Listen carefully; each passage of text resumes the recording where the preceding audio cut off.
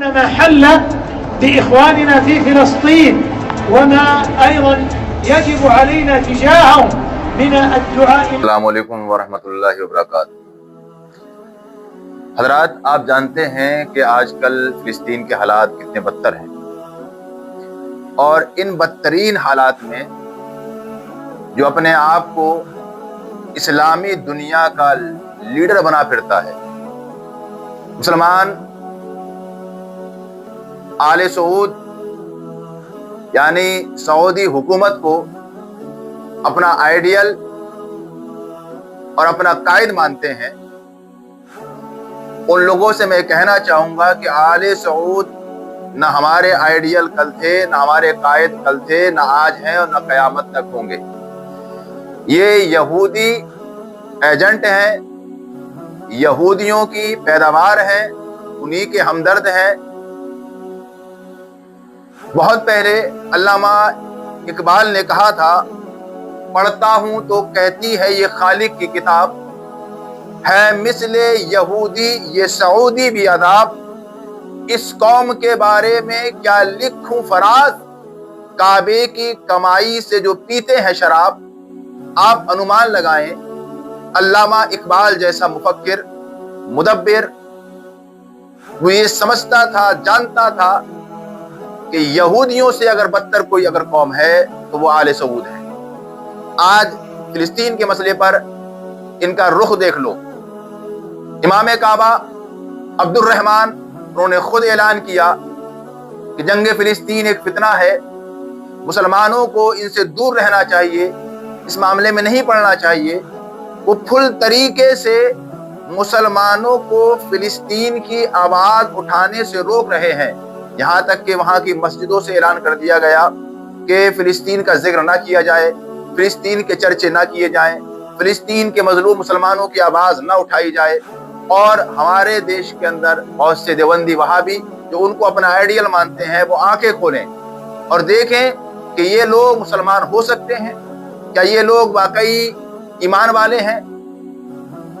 ان لوگوں نے مسلمانوں کو ذلت و رسوائی کے اس گڑھے میں لا کے ڈالا ہے جہاں پر بڑی بڑی طاقت، بڑی بڑی قومیں مسلمانوں کو لا کے نہ ڈال سکی.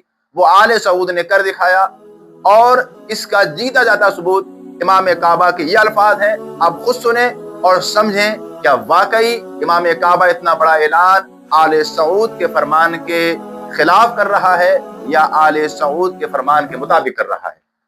آپ دیکھیے اور سنیے.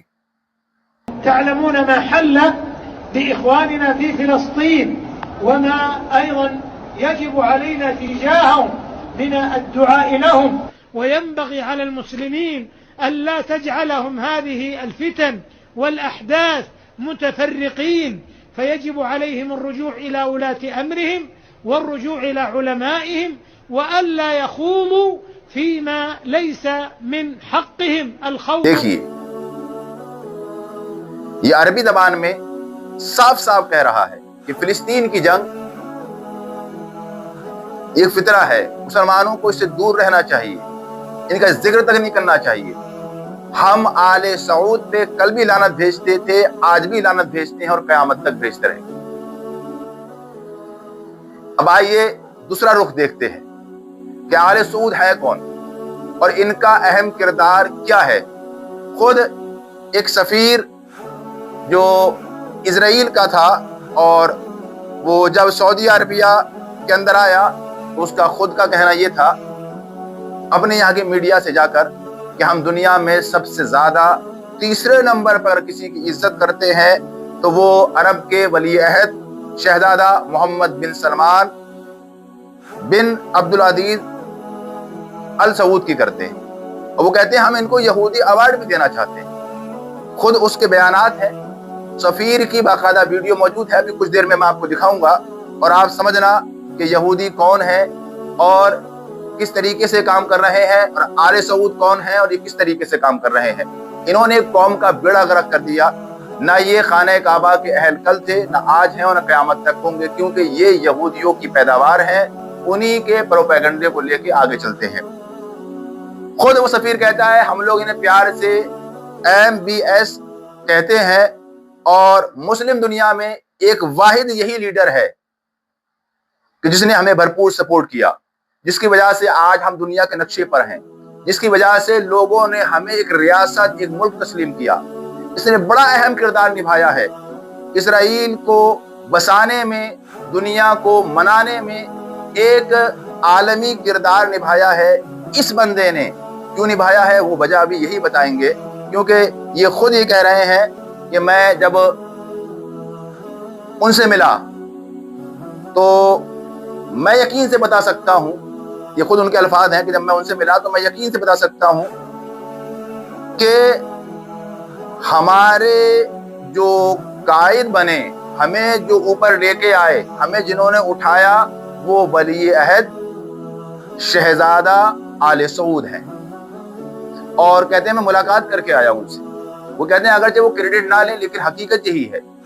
اور اس کے بعد کہتے ہیں کہ یہ سارے پلان کی قیادت بھی یہ آل سعود، یہ سعودی عربیہ کے لوگ کر رہے ہیں، جو ظلم و زیادتیاں ہو رہی ہیں، جو فلسطین کے لوگوں کو مارا جا رہا ہے، کیونکہ ان کا پرانا اتہاس ہے۔ یہ اہل سنت والجماعت کو جب بھی مارتے تھے، کیونکہ جس وقت محمد بن عبد الوہاب نجدی نے اور ان آل سعود لوگوں نے مل کر مدینہ منورہ اور خانہ کعبہ پہ چڑھائیاں کی، اس وقت ان لوگوں نے اہل سنت والجماعت کا قتل عام کیا اور قتل کرنے کا فتوے جاری کیے، اور یہاں تک انہوں نے زیادتیاں کی کہ مسلم عورتوں تک کے وہ بال جو انہوں نے اہل سنت والجماعت کی حالت میں رکھائے تھے انہیں منوا دیا کہ یہ بال بھی رکھنے کے لائق نہیں ہے۔ یہ اہل سنت کے کل بھی دشمن تھے، آج بھی دشمن ہیں اور قیامت تک دشمن رہیں گے، کیونکہ یہ لوگ مسلمان نہ تھے، نہ ہیں، نہ کبھی ہوں گے۔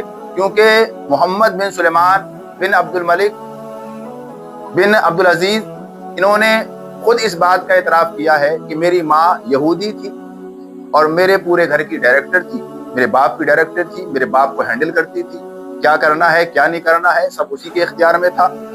اور خود یہ سفیر کہتا ہے کہ میں جب سعودی شہزادے سے ملنے گیا تو وہاں کے تعلیمی اداروں میں، مدارسوں میں، کالجوں میں گھوما تو میں نے یہ پایا کہ وہاں پر باقاعدہ طریقے سے یہودیوں سے دوستی کا نظام چلایا جا رہا ہے، اور انہیں سمجھایا جا رہا ہے کہ آپ کو یہودیوں سے مل کے رہنا ہے، ان سے دوستی کرنا ہے، ان سے پیار بڑھانا ہے۔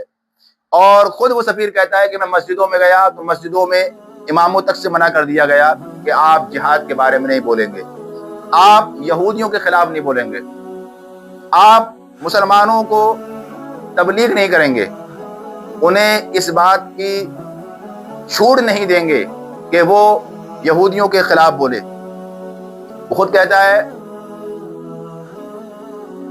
کہ شہزادے نے خود یہ کہا کہ میں آل سعود کے لوگ یہودیوں کو خوب سمجھتے ہیں۔ وہ خود کہتا ہے کہ میری ماں ایک یہودی تھی اور وہ ایتھوپائی یہودی عورت تھی، لہذا اس سے میں نے یہودیت سیکھی ہے۔ آپ خود اس سفیر کے بیان سنیں اور سمجھیں کہ واقعی آل سعود یہ ہمارے قائد بننے کے لائق ہیں یا نہیں ہیں۔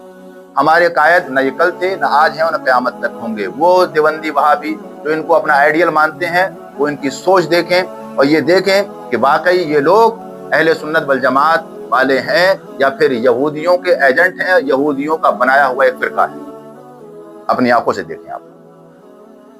The third person that we want to honor is the Crown Prince of Saudi Arabia, Mohammed bin Salam bin Abdulaziz Al Saud, or as they affectionately call him, MBZ. I want to take a moment to explain to you why we're honoring His Excellency the Crown Prince.